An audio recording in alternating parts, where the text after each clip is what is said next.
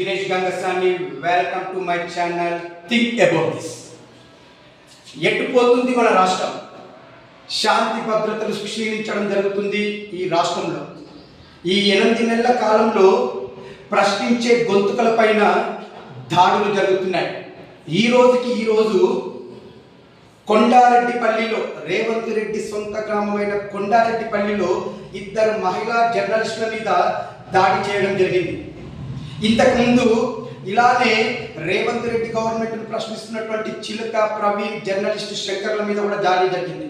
ఇలా ఎంతో మంది ప్రశ్నించే గొంతుకల మీద ఈరోజు రాష్ట్రంలో దాడులు జరుగుతున్నాయి. ఇంకా ఘోరమైన పరిస్థితులు ఏంటంటే ఎస్సీ ఎస్టీ మహిళలపైన దాడులు జరుగుతున్నాయి, అత్యాచారాలు జరుగుతున్నాయి, హత్యలు జరుగుతున్నాయి, రాజకీయ ప్రత్యర్థులను అంతం చేసినటువంటి చూస్తున్నాము.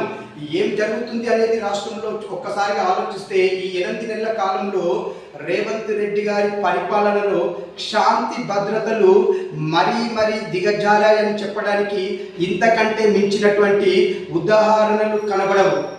మరి హోమ్ మినిస్టర్ తన దగ్గరనే పెట్టుకున్నటువంటి రేవంత్ రెడ్డి గారు, అలానే పురపాలక పట్టణాభివృద్ధి శాఖను తన వద్దనే పెట్టుకున్నటువంటి రేవంత్ రెడ్డి గారు, ఎన్నో శాఖలను తన దగ్గర పెట్టుకున్నటువంటి రేవంత్ రెడ్డి గారు, విద్యాశాఖ మంత్రి కూడా తన దగ్గర ఉందండి.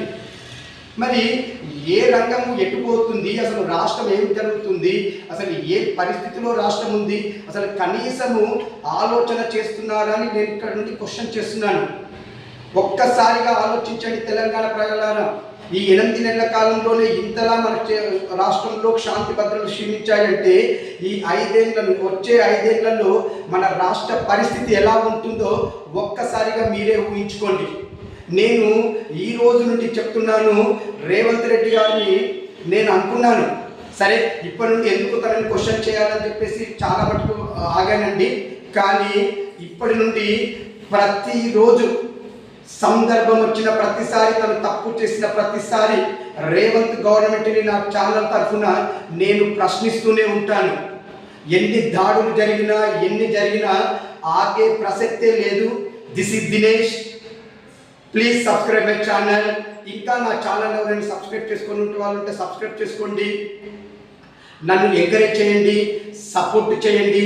సబ్స్క్రైబ్ చేసుకునే వాళ్ళు ఉంటే ఇంకా నా ప్రోగ్రామ్స్ని చూస్తూ తెలియని వాళ్ళకి చెప్పండి, వాళ్ళని కూడా సబ్స్క్రైబ్ చేసుకోమని చెప్పండి. This is Dinesh Gangasani.